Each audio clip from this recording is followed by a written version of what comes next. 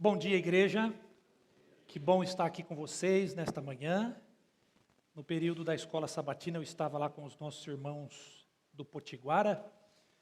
Inclusive, hoje eles estão terminando de entregar os livros missionários. Saíram agora às 10 da manhã para entregar livros, né? Vamos, em atitude de oração, aí, orar por eles nesta manhã, né? Queridos, é muito bom estar junto com vocês nesta manhã. E é muito bom usar presente que a gente ganha, né? Não sei se vocês repararam, mas eu estou com uma gravata nova hoje. A camisa não foi a mesma que eu ganhei há alguns sábados atrás, porque não serviu o tamanho e nem a cor. Mas a gravata é a mesma. Eu troquei a camisa, então eu quero agradecer e aproveitar, né, que está chegando o dia do pastor, mês que vem, dia 22. O pessoal fala assim, não, o pastor usa o presente, pode dar que ele usa, né? Estou brincando, gente, não precisa não, viu? Mas eu quero agradecer mais uma vez e estar aqui para a gente. Mas se quiser dar, né, irmã Rosa, não tem problema, né? E, inclusive, vou estar com vocês aqui no dia 22 de outubro, que é o próximo sábado que eu vou estar com vocês, né, o mês que vem. Hashtag fica a dica, né? Queridos, eu estou feliz também, não só por usar o presente que vocês me deram nesta manhã, mas estou feliz por ver aqui alguns rostos novos, alguns que eu não conheço ainda, mas são muito bem-vindos aqui na nossa igreja. E alguns rostos que eu já conheço há um pouco mais de tempo, né? Nós, minha esposa e eu, estamos recebendo uma família muito querida de amigos lá da igreja de Hortolândia hoje. Levanta a mão aí, Ivo, Simone, Dudinha. Acho que a irmã Vasti deve estar lá fora, né? Com os netinhos, né? São membros da igreja lá do Jardim São Sebastião, em Hortolândia, onde eu era pastor. Estão visitando a gente, nós estamos muito felizes, viu, de receber vocês nesta manhã. Vai ser uma alegria passar o dia aqui com vocês. Estou feliz também porque estou recebendo aqui o seu José, a Tatiana, o Antônio e o João, né? Nós estamos estudando a Bíblia ali, quando o pastor não falha, né? Estamos estudando a Bíblia juntos, já estiveram aqui outras vezes conosco, vocês são muito bem-vindos, né? Que Deus abençoe vocês. E todos os demais amigos que estão aqui, que de repente estão visitando parentes, ou estão vindo na igreja pela primeira vez, todos são muito bem-vindos nesta manhã, que Deus os abençoe grandemente. Queridos, eu tenho um recadinho para dar para vocês, rápido, mas se eu não der aqui, a irmã Bel vai me arrancar a orelha lá fora daqui a pouco, quando terminar o culto. Estou brincando. Nós estamos em meio à campanha da recolta, né? Você conhece, todo ano nós temos a nossa campanha da recolta de donativos para ajudar pessoas carentes, né, com cesta básica, pagando alguma conta de água, de luz, enfim, as necessidades que as pessoas têm. E nós temos, né, um percentual que é destinado a isso, das ofertas que entram na igreja, todos os sábados e os demais cultos. Mas uma vez por ano, nós temos essa campanha. E a ideia inicial é que você visite alguém, apresente o projeto, né, os núcleos que nós temos, o atendimento das crianças, enfim, e os projetos pessoais da igreja, e você consiga arrecadar fundos ali para ajudar. Nem sempre a gente consegue fazer isso. Então, se você de repente não tem conseguido visitar pessoas, solicitar ali que façam doações financeiras, você pode fazer um plano especial de oferta também. Esse ano foi estabelecido, né? Quantos aqui pegaram o envelope? Tem alguém, aliás, quem não pegou o envelope? Tem alguém que não pegou? Olha aí, temos algumas mãos aí, irmã Bel, 2, 3, 4, se de repente der para pegar e entregar para esse pessoal depois, para que não tem mais outra aqui, né? A ideia é que nós consigamos, né, cada um, em torno de R$50, e aí a gente vai chegar a um alvo, né, que foi estabelecido, de 2.748. A gente alcançando esse alvo, de 2.748 de doações aí para a recolta, 50% desse valor volta para a nossa igreja. E os outros 50% vão para atender os núcleos, né, os projetos aí, como você sabe, em outras localidades aqui da nossa associação e do estado de São Paulo. Então é muito importante, queridos, que a gente contribua para que a gente chegue nisso, porque nós vamos ter mais recursos, se pessoas da igreja ou pessoas de fora precisarem, nós teremos recursos para auxiliar. Até o momento, aliás, dos 2.748, que é o nosso alvo, né, faltam 1.608. Então foi arrecadado aí mais ou menos R$ 1.100, né? 1.140, para ser mais exato. Então falta 1.608. Eu sei que às vezes a gente esquece, mas lembre-se de pegar mais envelope aí com a irmã Bel, se você não tem o seu envelope, e lá que recoltar depois já vai trazendo na igreja, já vai entregando para que a gente possa alcançar mais pessoas, auxiliar mais pessoas, ok? Podemos combinar assim? Que Deus nos abençoe, queridos, que sejamos a extensão do braço de Deus para abençoar vidas de pessoas que muitas vezes são menos favorecidas do que nós, ok? Pode colocar, Rafael, por favor, aí o PowerPoint, está na tela. Este é o título, queridos, da mensagem que nós vamos estudar nesta manhã. Bênçãos, ou melhor, a capacidade de Deus em transformar tragédias em bênçãos. É sobre isso que eu quero conversar com você nesta manhã. Nós temos estudado, né, na nossa lição da Escola Sabatina, alguns pontos que você vai perceber que a gente vai relembrar aqui na mensagem desta manhã. Mas eu gostaria de conversar com você sobre coisas que têm acontecido na nossa vida e que nós atribuímos a elas, que são tragédias que ocorrem na nossa vida. Tragédia, é claro que é uma palavra forte, mas às vezes acontece mesmo de serem tragédias, como a perda de alguém. Recentemente, né, nós recebemos aí a triste notícia do pastor William da esposa, que por um acidente perderam a vida.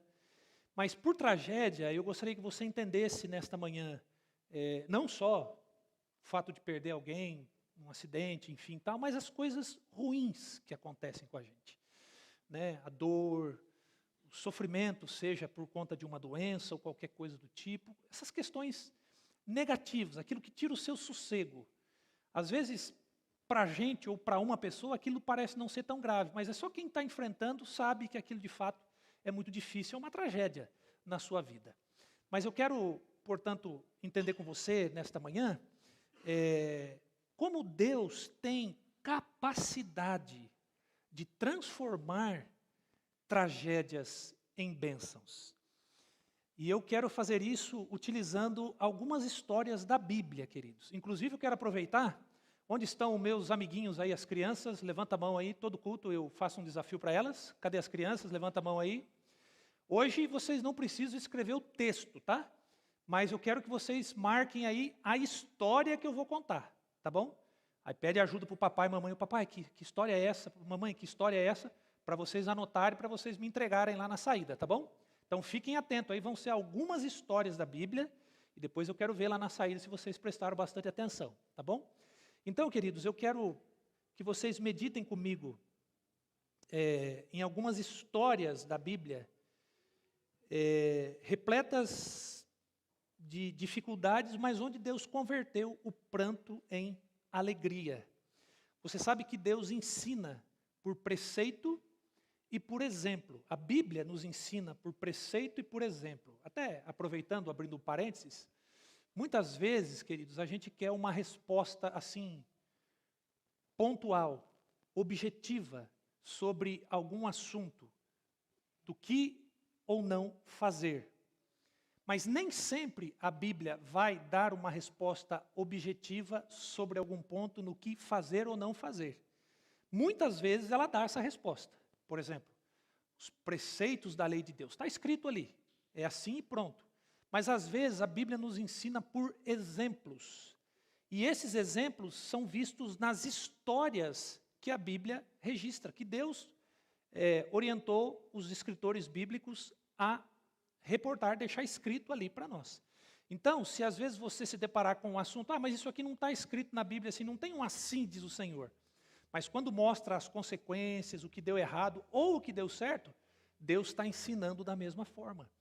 E no que diz respeito às tragédias que Deus tem a capacidade de transformar em bênçãos, nós vemos isso em muitas das histórias da Bíblia, ou das histórias que nós encontramos na Bíblia.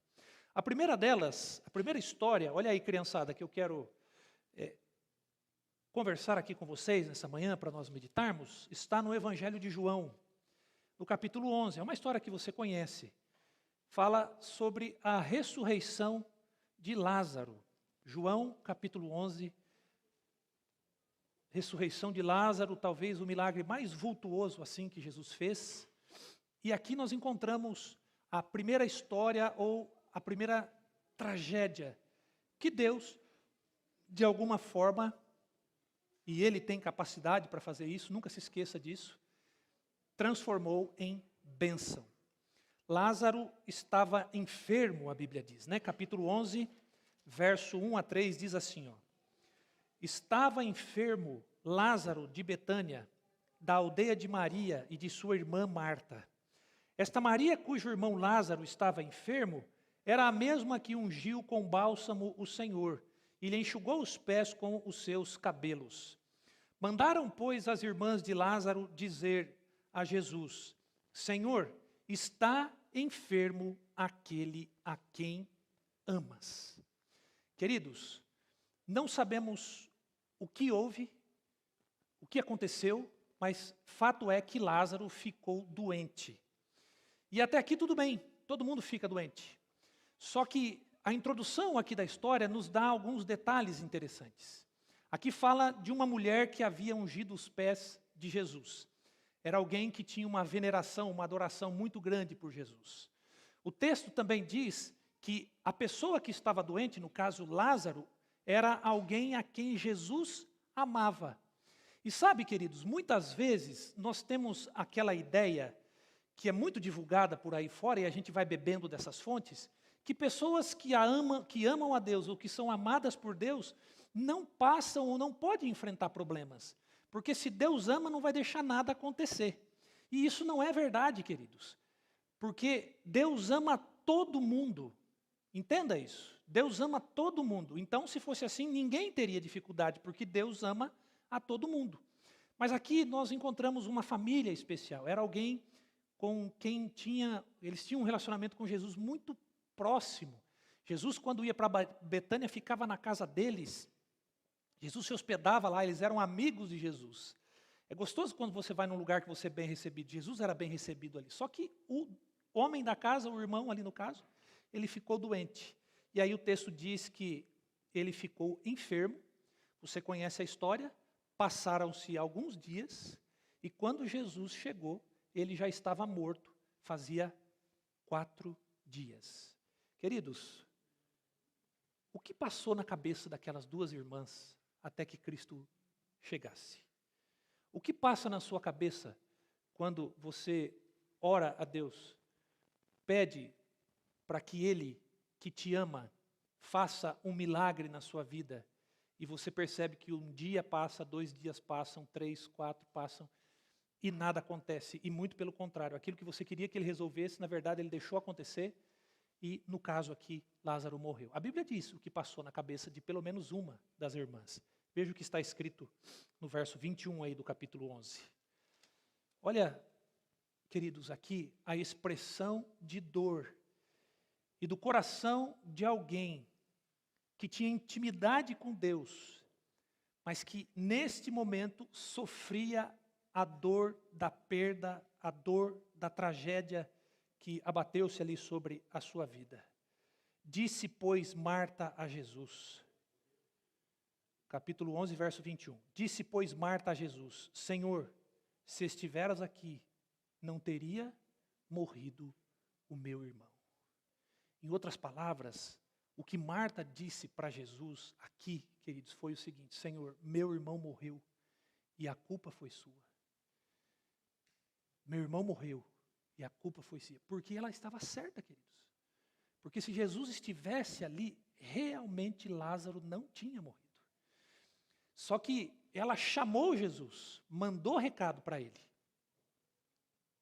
6 dias antes daquele dia, porque ali já faziam 4 dias que Lázaro estava morto, mais 2 que Jesus ainda demorou, né, juntando. Queridos, que coisa triste. A expressão da dor de um coração de alguém que perdeu uma pessoa que amava. Mas, permita-me compreender aqui com você, queridos, algo que Deus proporcionou ao permitir que tanto Marta quanto Maria, né, sua irmã, passassem por aquilo ali. Há um texto no livro Desejar de Todas as Nações que diz assim: se Cristo se achara no quarto do doente, este não teria morrido. A morte não alvejaria a Lázaro com o seu dardo na presença do doador da vida. Portanto, Cristo se conservou distante, permitiu que Lázaro passasse pelo poder da morte e as consternadas irmãs viram o seu amado ser deposto no sepulcro. Cristo sabia que ao contemplarem o rosto inanimado do irmão, severa seria a prova de sua fé no Redentor. Mas sabia que em virtude da luta, porque estavam então passando, essa fé resplandeceria com um brilho incomparavelmente maior. Primeira bênção da tragédia aqui, que abateu-se sobre essa família. Aquele momento de dor, de prova, até que Cristo chegasse, serviu para que a fé daquelas irmãs se fortalecessem no Senhor. A gente tem visto isso na lição da escola sabatina, não vou entrar em muito detalhes sobre isso. Mas aquilo serviu para que elas confiassem de uma forma mais plena no seu Senhor. E há um outro ponto, queridos, que eu quero meditar com vocês, ainda nessa história, sobre a questão da bênção da tragédia, no que diz respeito à morte. Há um outro texto, agora escrito no livro Conselhos sobre Saúde, na página 375 e 377, que está escrito assim: nem sempre é prudente suplicar cura incondicional. Falando de oração em favor dos enfermos. Vossas orações devem incluir este pensamento: Senhor, conheces todos os segredos da alma, está familiarizado com estas pessoas. Ele, Deus no caso, sabe se aqueles em favor de quem se fazem petições seriam capazes de suportar a aflição e a prova que sobre eles viria, caso vivessem. Notem, muitos serão levados a repousar, antes que a prova de fogo do tempo da tribulação venha ao nosso mundo. Só Ele, Deus, é quem conhece a vida passada do indivíduo e sabe também o que será o seu futuro. Insistir, porém, na cura sem confirmar-se com a sua vontade é um erro. Queridos, a própria morte, que não foi algo que Deus sonhou para o ser humano, pode ser usada por Ele, e é usada por Ele muitas vezes, como um mecanismo de bênção, de proteção em favor de muitas pessoas por quem nós oramos, por quem nós pedimos a cura, a restauração, e elas acabam descansando, acabam morrendo.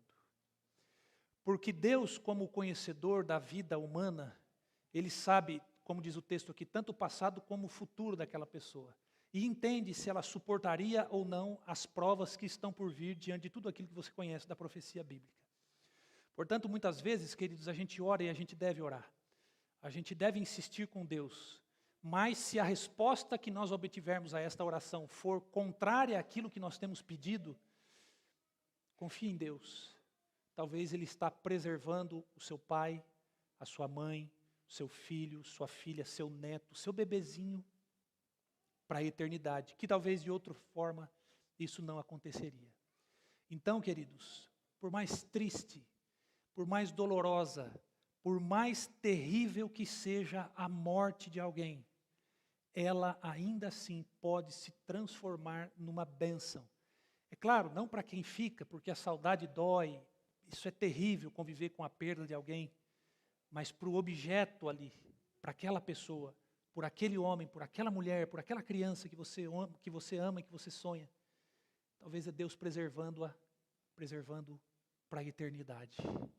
Então, nós podemos aprender isso também, queridos, da história de Lázaro, até porque elas pediram um milagre da cura. Quando Jesus veio, Ele deu a ressurreição. Talvez você tenha procurado o milagre da cura por alguém da sua família hoje.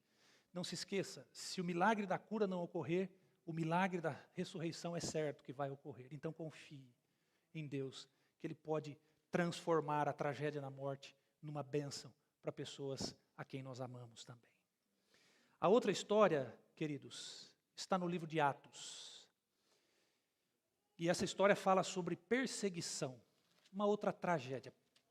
Perseguição é uma tragédia, queridos, que acometeu muito a igreja de Deus no passado, tem acometido em alguns lugares desse mundo, e a gente sabe que vai voltar de forma mais forte num tempo não tão distante. Capítulo 8 do livro dos Atos dos Apóstolos.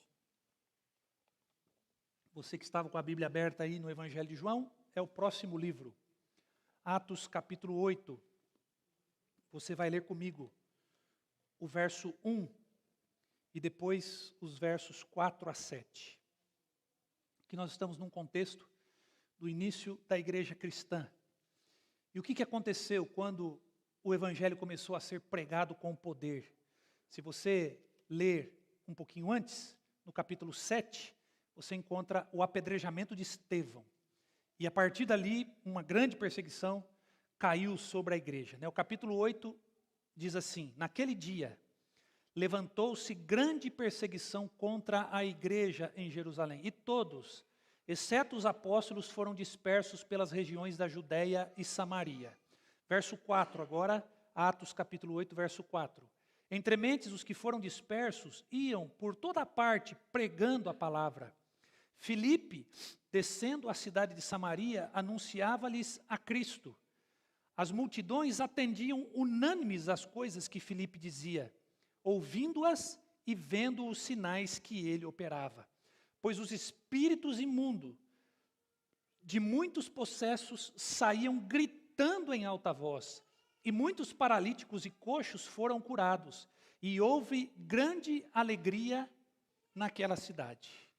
Aqui fica muito claro, queridos, o fato de Deus transformar uma tragédia em bênção. Qual é a tragédia aqui? A perseguição. Qual é a bênção? Potencializou a pregação do Evangelho. O texto diz que os que foram dispersos, eles iam por toda parte, pregando. Eles estavam reunidos num lugar em Jerusalém. Mas pelo fato de não poderem estar mais ali, o fato deles terem sido dispersos, eles foram para outros lugares. E onde eles iam? Eles iam pregando. Onde eles passavam, eles pregavam o Evangelho. Isso é um chamado para todos nós, queridos. Onde você passar, prega o Evangelho. Eles faziam isso.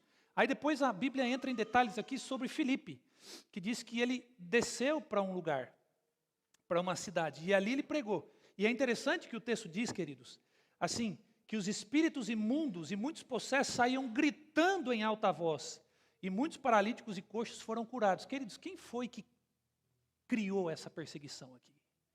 Quem que queria matar os seguidores de Jesus? O próprio Satanás. Ele falou assim, eu vou perseguir esse povo, eles vão ficar com medo, vão ficar quietinhos, não vão pregar sobre Jesus. Só que o efeito saiu contrário, o tiro saiu pela culatra, como a gente costuma dizer. E ao invés de eles ficarem calados, eles iam para outros lugares e começaram a espalhar mais o Evangelho. Entenda uma coisa, nunca o plano de Satanás dá certo, porque o plano de Deus é sempre melhor. Nunca o plano de Satanás dá certo, porque o plano de Deus é sempre melhor. Ele queria calar os discípulos, só que os discípulos começaram a pregar e os espíritos, os demônios, os anjos caídos de Satanás não resistiam ao poder da palavra que os discípulos, que os pregadores, que os seguidores de Jesus pronunciavam. Eles diziam, sai, e os espíritos tinham que sair correndo, queridos. Então veja, o fato deles serem perseguidos fez com que o Evangelho fosse levado de forma mais rápida e para mais pessoas. E se você ler o que Paulo diz ali, o que está escrito no Novo Testamento, o mundo todo daquela época conheceu que Jesus iria voltar, porque eles foram instigados a pregar por causa de uma perseguição. Mas você quer saber uma outra bênção da perseguição? Isso aqui foi no passado. Para os nossos dias, a mesma coisa vai acontecer. A igreja hoje está... Entendeu, né? Não vou dizer. Está assim. Mas quando a perseguição voltar a acontecer, como a Bíblia diz que vai acontecer, a igreja também vai fazer aquilo que fez. Só que eu queria desafiar você a não esperar a perseguição para você pregar o evangelho. Porque quando vier, você já está acostumado, vai ser mais fácil. Mas olha só o livro Evangelismo na página 360. Na ausência da perseguição, tem entrado para as nossas fileiras homens que parecem sãos, de inquestionável cristianismo. A gente olha, nossa, é uma bênção de cristão e de cristã. Mas caso surgisse a perseguição, sairiam de nós. Primeira bênção aqui da perseguição. Vai purificar a igreja. Então, gruda no banco aí, não saia. Que você não seja um desses. Segunda coisa, eu tenho certeza que tem pai, mãe nesta manhã, ou filhos aqui orando por seus pais, pais orando pelos seus filhos, que um dia já sentaram nos bancos dessa igreja. E que se afastaram, e que saíram, que abandonaram os caminhos do Senhor. Quer ver uma outra bênção da perseguição? Quando a tempestade da perseguição realmente irromper sobre nós, muitos que se desviaram do aprisco retornarão para seguir o grande pastor. Os planos de Deus, queridos, são sempre melhores que os planos de Satanás. Porque Ele é Deus. Então, se a perseguição é algo ruim, talvez você tenha sido ou esteja sendo perseguido por causa da sua fé na sua casa, no seu trabalho, na sua escola. Louve a Deus por isso, porque está incomodando. E se está incomodando é porque você está na direção certa. Mas entenda que a perseguição fará com que a mensagem do Evangelho se estenda de forma mais rápida e fará com que muitas pessoas que hoje têm um falso cristianismo, ou elas mudam, ou elas abandonem, a igreja vai ser purificada, e ainda assim muitos que se afastaram vão voltar por causa dela. Deus consegue transformar tragédias em bênção, e isso não é diferente com a perseguição. Mais uma história, queridos. Conhece essa história de José e os seus irmãos, né? Gênesis, capítulo 37. Aqui tem um ponto assim bastante delicado que eu gostaria que você prestasse atenção comigo. Não que as outras histórias não tenham, mas aqui tem algo que você precisa prestar bastante atenção. Capítulo 37. Você conhece a história de José? Não vou me ater a muitos detalhes. Capítulo 37 do livro de Gênesis. Gênesis 37. Você pode ler aí comigo, a princípio, o verso 28. Gênesis 37, verso 28. O contexto mostra que José tinha sido jogado dentro do poço ali, né, pelos seus irmãos. E aí o verso 28 diz assim: E passando os mercadores midianitas, os irmãos de José o alçaram e o tiraram da cisterna e o venderam por 25 de prata aos ismaelitas. Estes levaram José ao Egito. O resto da história você conhece, chegou lá como escravo, tornou-se governador. Agora vai para o capítulo 50, do mesmo livro de Gênesis. Capítulo 50, você vai ler comigo os versos 20 e 21 agora. Aqui, o capítulo 50 do livro de Gênesis apresenta o finalzinho ali da história, depois da morte de Jacó, quando a história está terminando. E o texto diz assim, ó, palavras de José. Jacó morreu, os irmãos ficaram com medo de José fazer alguma coisa para eles, agora você sabe. E então eles se aproximam de José. Olha só o verso 20. Diz assim, José falando para os seus irmãos: Vós, na verdade, intentastes o mal contra mim, porém Deus o tornou em bem. Veja que a nitidez, tragédia em bênção. Porém Deus o tornou em bem, para fazer como vedes agora, que se conserve muita gente em vida. Não temais, pois, eu vos sustentarei a vós outros e vossos filhos. Assim os consolou e lhes falou ao coração. Queridos, você conhece o contexto, sabe por que eles estavam lá. Houve aquele período de fome e eles foram preservados, a família de Jacó foi preservada porque tinha alimento no Egito. E então eles mandaram José, a princípio, porque não suportavam mais ele, e ele acabou se tornando aquele que salvou a vida deles, dos filhos deles, dos netos deles, da família deles. Entenda o que eu vou dizer para você aqui agora. Gostaria que você prestasse muita atenção. Você que está assistindo em casa também, ou que vai estar assistindo depois.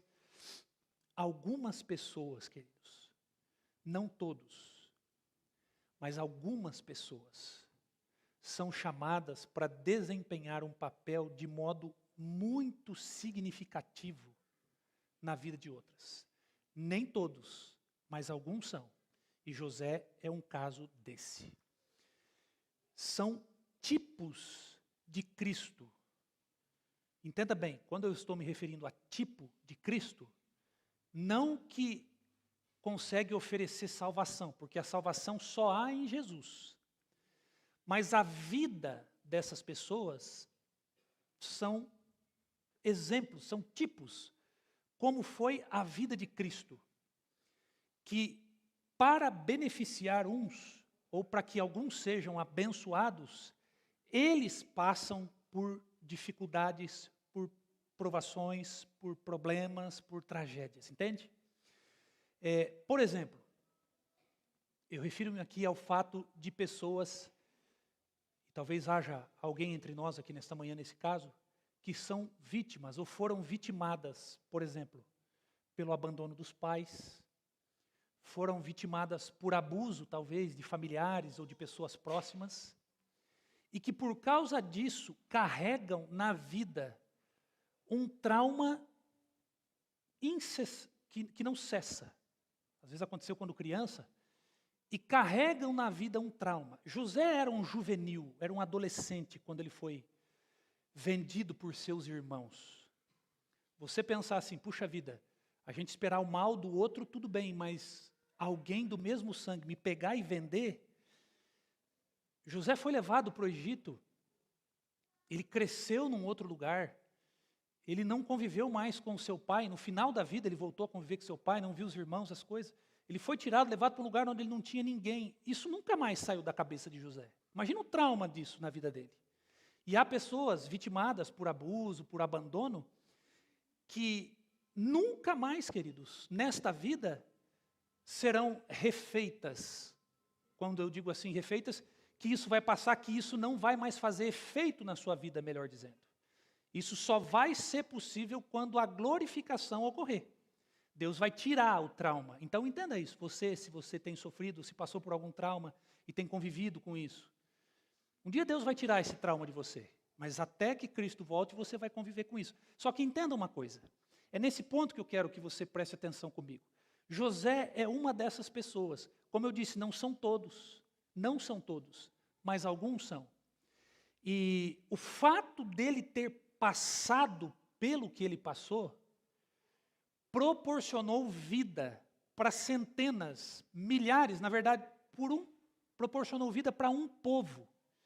E não era qualquer povo, queridos, era o povo de Deus, cujo descendente sairia desse povo para salvar toda a humanidade. Você consegue entender?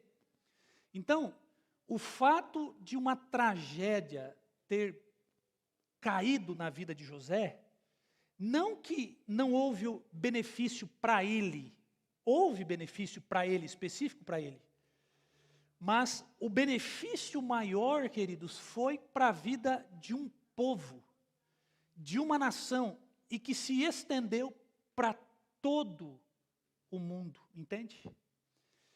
Então, muitas vezes, não todos, mas alguns de nós seremos usados por Deus, por causa da experiência negativa, da tragédia negativa que abateu-se sobre a nossa vida. Porque só dessa forma a gente vai poder, Deus vai poder alcançar algumas pessoas que de outra forma não seria possível. Você dizer para uma pessoa que você sente muito o que ela está passando é uma coisa. Você dizer para uma pessoa assim, ó, eu sei exatamente o que você está passando porque eu passei por isso, é uma outra coisa totalmente diferente. Então Deus usa esses instrumentos, como eu disse e repito, não são todos, mas alguns, que foram vitimados das piores formas possíveis, Porque existe um grupo de pessoas que também foram vitimadas das piores formas possíveis. E que só através desse grupo especial usado por Deus que podem ser alcançados. Muitos são excelentes profissionais da área de saúde por causa do tipo de vida que tiveram. Muitos poderão fazer a diferença em relação à justiça para outras pessoas por causa da injustiça que sofreram. Então José, nesse caso aqui, queridos, a história de José deixa isso muito claro. E eu quero que você entenda nessa manhã, e eu também preciso entender, que se você é, ou se você se tornar alguém, como no caso de José, não se desespere por causa disso. Eu sei que é difícil. Mas entenda, talvez Deus está confiando a você um tipo de obra que Ele não pode confiar a outra pessoa. Deus chama a todos para a salvação. Ontem eu estava conversando sobre isso com a minha esposa. Mas não chama todos para algumas atividades específicas. Talvez você esteja sendo chamado por causa do sofrimento que você já viveu, está vivendo ou ainda vai viver. Porque esse vai ser o seu ministério e Deus vai atuar através de você para salvar uma nação, talvez, uma família, uma pessoa que seja. Então a bênção que Deus tirou da tragédia que se abateu sobre José, queridos, ela não ficou só para a família dele naquela ocasião, mas ela foi estendida a todos nós. Se a família de Jacó morre, morrem todos os descendentes do Messias, e o Messias não tinha família para nascer, entendeu? Então, às vezes, o que Deus espera que ocorra através das tragédias que aconteçam na sua vida é algo muito maior, muito mais amplo, que nós não temos dimensão nós não temos condições de compreender agora, queridos, mas que um dia a gente vai compreender. Um dia Deus vai esclarecer todas as coisas. Eu teria mais uma história, queridos, para comentar com você, mas eu vou pular essa história porque o nosso tempo ali está correndo.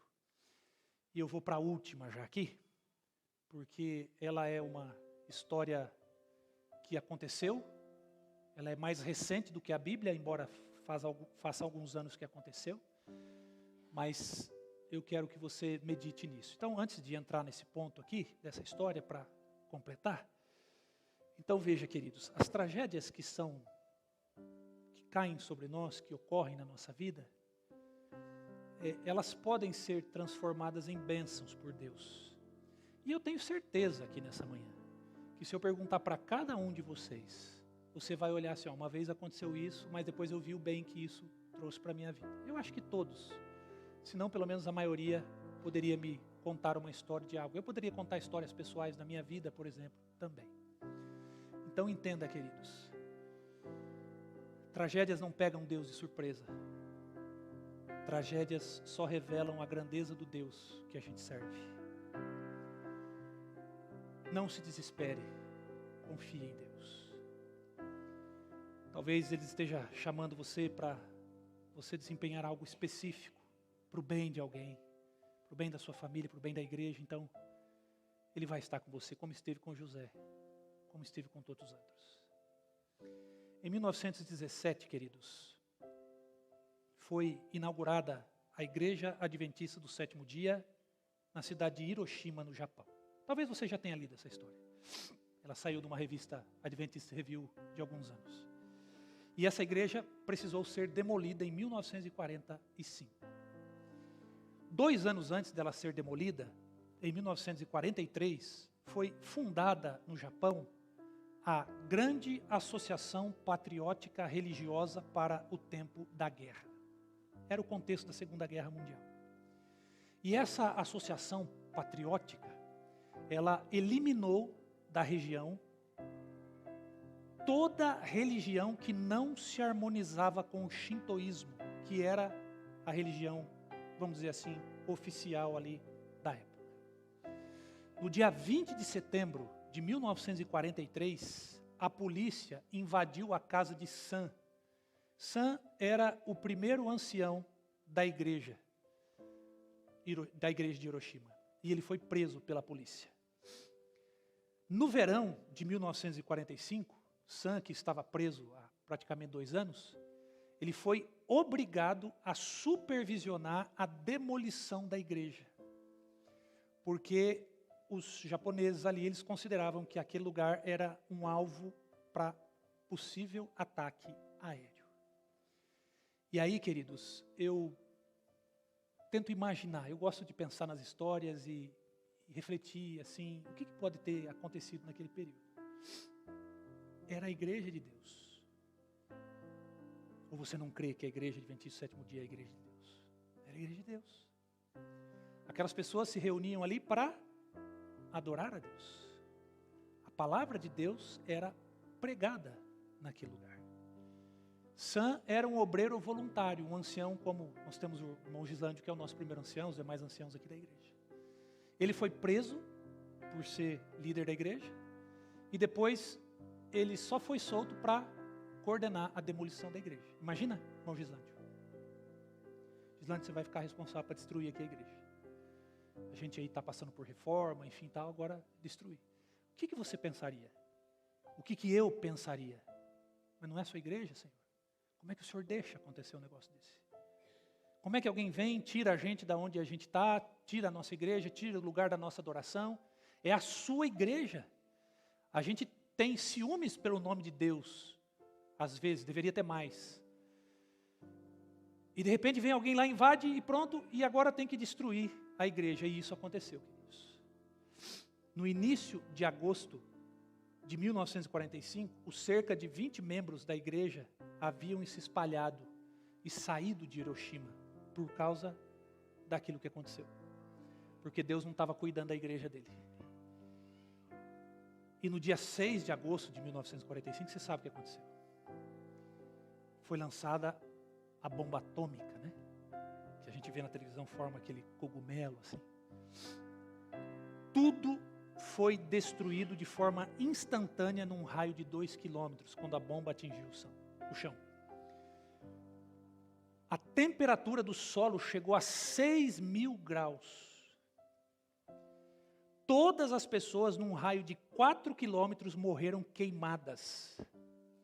Estilhaços de vidro foram lançados a 16 quilômetros de distância. Mas nenhum adventista do sétimo dia morreu naquele dia. Nenhum adventista do sétimo dia morreu naquele dia. Por quê? Porque Deus não cuidou da igreja dele. Ou será que Deus cuidou? Porque Deus não livrou a sua igreja da tragédia. Ou será que Deus livrou? Entende, queridos? Irmãos, Deus é muito maior do que nós. Os pensamentos de Deus são muito mais elevados do que o nosso. A Bíblia diz isso. Eu sei que você sofre porque eu também sofro. Eu sei que você sente dor porque eu também sinto. Eu sei que ninguém é um louco que gosta de passar por sofrimento. Só se a gente não tiver com a nossa saúde mental equilibrada. Mas ninguém gosta de sofrer. Só que entenda. Não existe absolutamente nada que aconteça na sua vida que Deus não pode fazer dela, por pior que seja, uma bênção. Tudo coopera.